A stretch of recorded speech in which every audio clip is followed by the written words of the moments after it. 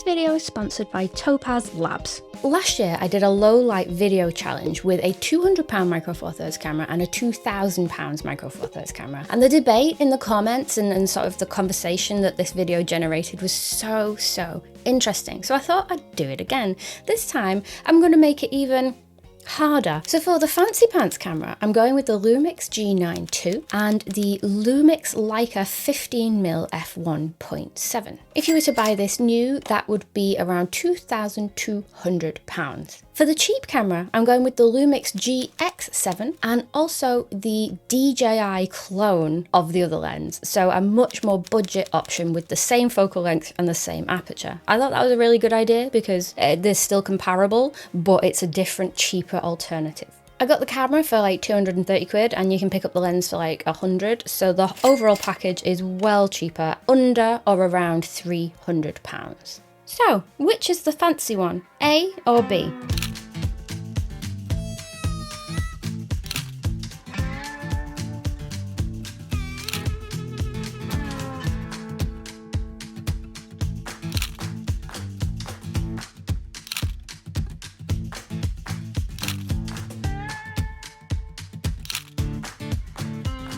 So how should we think about low light photography? I think low light photography is a tug of war between all of the elements of your exposure triangle, which is aperture, shutter speed, and ISO. Now, aperture and ISO, it's pretty easy to wrangle because basically we just want the aperture as wide as possible and the ISO as low as possible. That's really easy to wrap your head around. What I like to think about with low light is it's all about shutter speed, because there's a couple more factors with your shutter speed that you have to consider. You want the shutter speed as low as possible to let in as much light as possible, but that isn't always an option if your subject is moving. We need the shutter speed to be high enough to freeze the action in place. If you have a static scene, then you could drop the shutter speed down to even several seconds to let in loads of light, and then you'll get a really clean image. So I think about it as like you've got to find the sweet spot. What is the absolute lowest shutter speed that you can get away with that keeps your subject frozen in motion and lets in as much light as possible? There's a lot of trial and error involved in it, but when you get it, it means that you'll get the cleanest images possible when you're shooting in low light.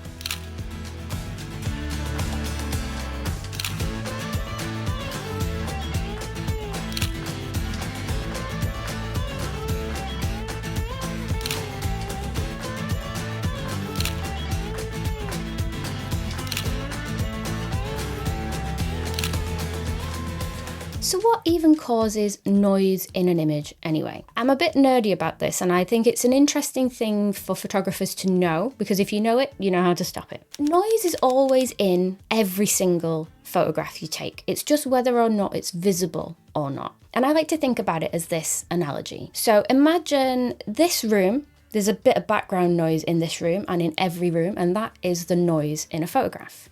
The microphone here, hello, this can be the camera. And my voice is the light and what we want to capture. So if I'm here and the signal is really strong, you can barely even hear the background noise because what you're capturing, the light and the sound in this instance, overrides it. You don't even notice it. However, if I'm further away and the signal isn't as strong, you want to amplify my voice, or in the analogy, the light and what you've photographed.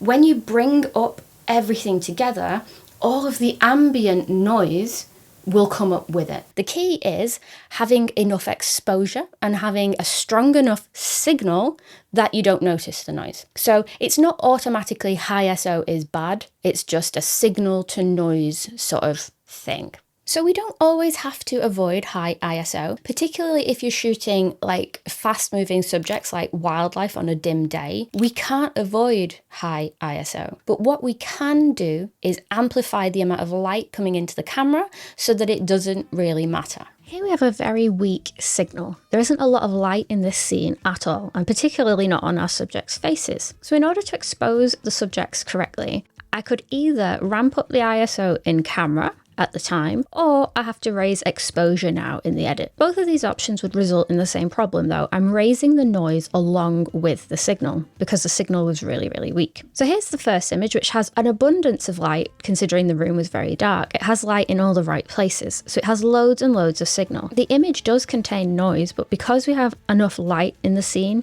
it's not nearly as noticeable. And that's why my push and pull with the exposure triangle is so important, because we want to get as much light in as we can.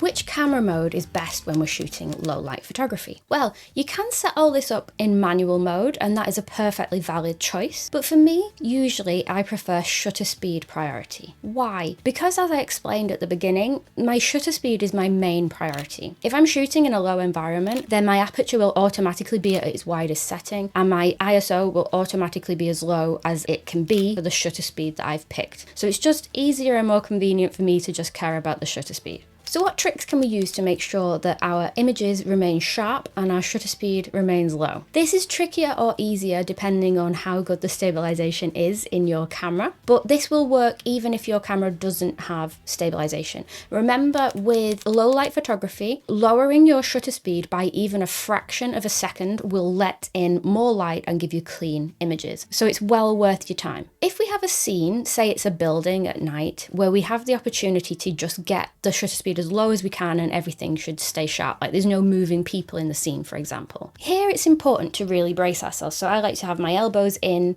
and I really keep as steady as I can, and then exhale as you take the photograph, like a sniper. Obviously, if you have a tripod, go wild, but I'm assuming in this scenario we don't. You can also lean against things, which is really handy. Just leaning against a pillar can work, or on a bollard or whatever. This will give you some extra stability. And if you have a neck strap, you can push against it to cause some tension as well, which will help keep your camera secure. Two tricks that I've utilized in very tricky situations is put your 2-second timer on so that the shutter goes down and then you take the photograph, so you don't introduce any movement as you're actually taking it. And then similarly, if you have a low burst mode on your camera, you can put it down and just take a few, and then you'll have something to review later. Maybe you take 5 shots and you'll find out, oh, maybe number 4 was the sharpest. We're shooting digital, so it doesn't cost anything, and it's a really good way to make sure you get a sharp shot.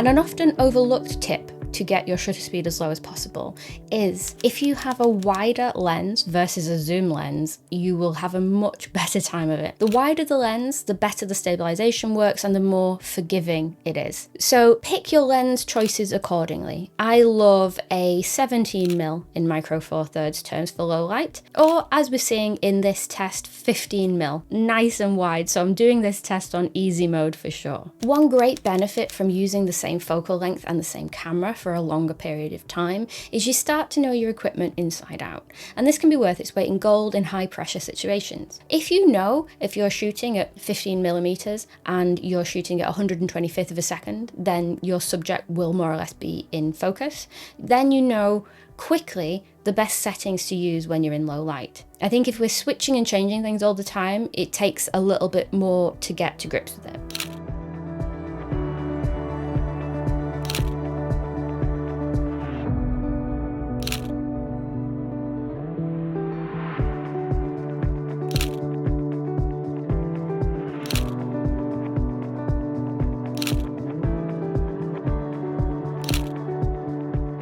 So how do we correctly expose in low light? It's a little bit more tricky than in other situations because it sends your histogram haywire. If you're shooting in low light, you'll see all of the information heading towards the left of the scene. If you were shooting in daylight, it would mean that the scene is terribly underexposed. But of course, we're shooting at night, it's supposed to be dark. So what do we do? I think the most important thing in low light, actually, is protecting our highlights. If you concentrate on the right side of the histogram, if you have any street lamps or signs, you don't want those to overexpose and clip. And that's much more important than trying to raise the exposure so that your histogram is in the middle. Cameras often do this. They want the histogram to be in the middle, and that's not always true to life. So how can we get around this? Well, I like to use 2 tips. 1, if you switch to spot metering and then meter for your subject, say it's a person at night, then the camera will know that that needs to be properly exposed and everything else can be dark. If you shoot in a wide metering mode, it will try and bring everything up to make it look like daylight, and that's not cool. That is just ISO hell. Another thing you can do if you're shooting in shutter speed priority like I do is knock your exposure compensation down, even by sort of -3, for example. And that means that you just have that level of protection on your highlights